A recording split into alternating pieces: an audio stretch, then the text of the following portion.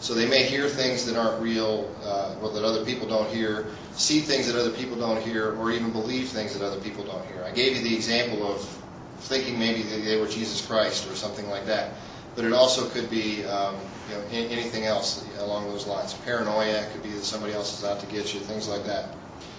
Incidentally, and like I mentioned, typically folks that get manic or hypomanic don't really realize there's a problem. To them, they feel pretty good. My gentleman that bought 2 trucks, he had to be dragged into my office by his family. He didn't think there was anything wrong. I don't even shrink. What, are you kidding me?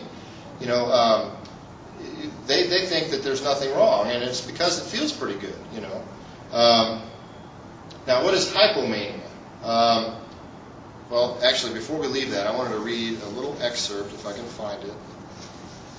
This is from a person this is a lady who wrote an article in Newsweek, and there's just one little sentence here that I wouldn't mind reading for you because it sort of defines how somebody who's manic, what they're feeling or what they're thinking. And Van Gogh has some stuff in this letter I'll read to you too.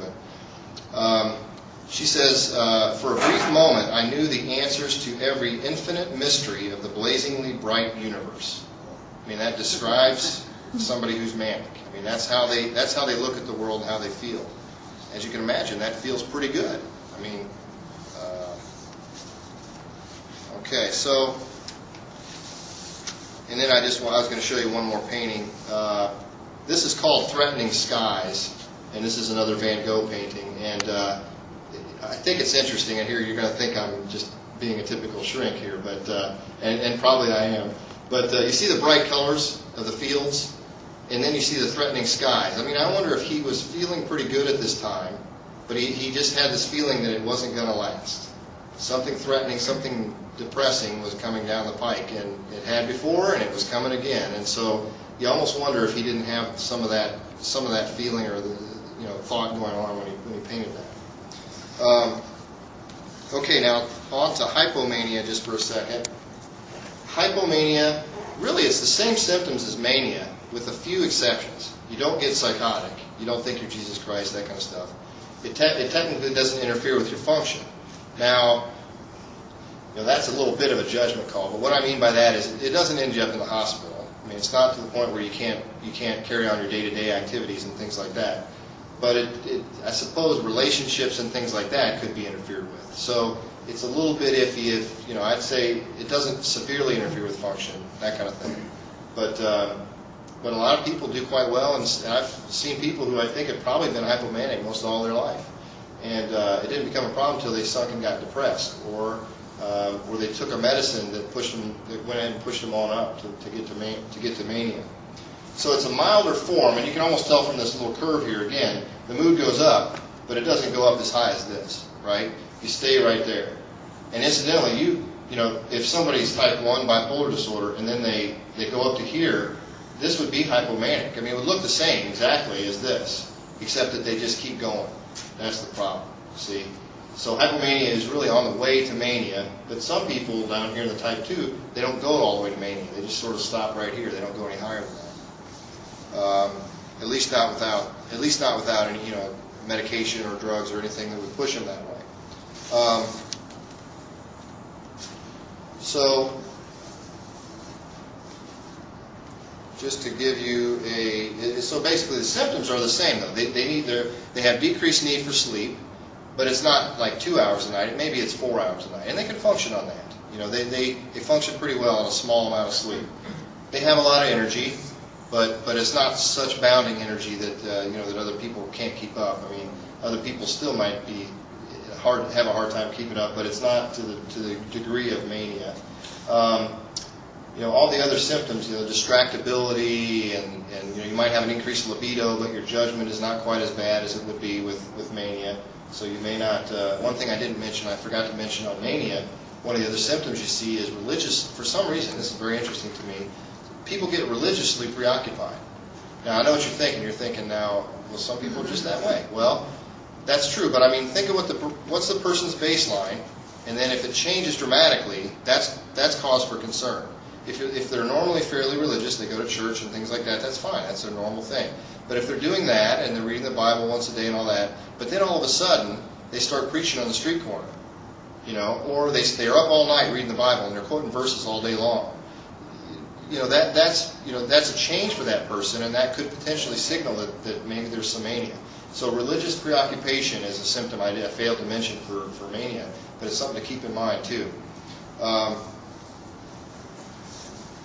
The trouble with this hypomania thing is that, again, I mean, some people are like this their whole lives, and maybe they go from here to normal mood but never really get fully depressed, or the depression doesn't get picked up and treated. And so folks just think, well, that's just Aunt Sally. That's just Uncle Joe. I mean, that's just the way they always are. Until something happens and they get severely depressed, or some reason they come into treatment, and then we figure that out. Okay, so no psychosis. Doesn't interfere as much with function. I'm talking about hypomania now. They talk quickly again, but but it's not near like somebody like Robin Williams on the Letterman show, let's say. It's talking really quickly like this, and maybe it's hard to keep up and things like that, but you can follow the person. It just takes a little energy to do it. And again, this state feels very good. So people don't want to leave this state. They'd like to be this way all the time. I mean, all of us would be. The problem is, I don't know how to do it. I don't know how to keep somebody at this state without them getting fully manic or fully depressed. So that's why we treat, because of the risk of suicide with depression and the interference with function that it causes, and the risk of psychosis and really dangerous bad things happening to somebody from being manic. Okay.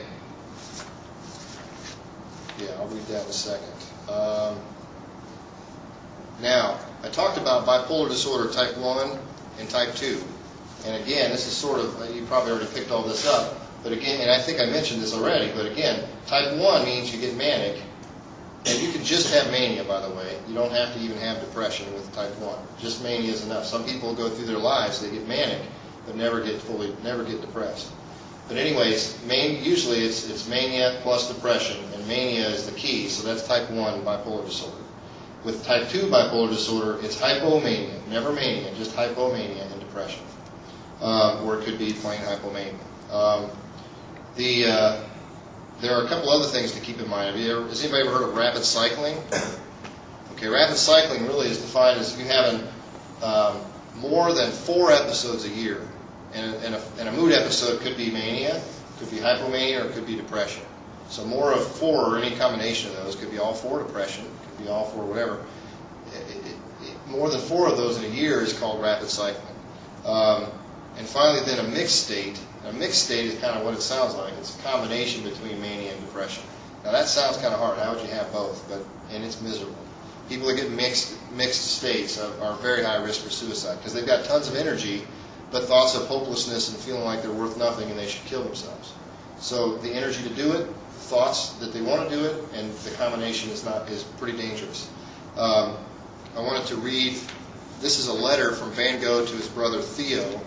And let's see, it's February 3rd of 1889 that he wrote this. And I think this describes a mixed state. I don't know what you guys think, but I'll read it and see what you think. And there's actually a couple of things in here that are interesting.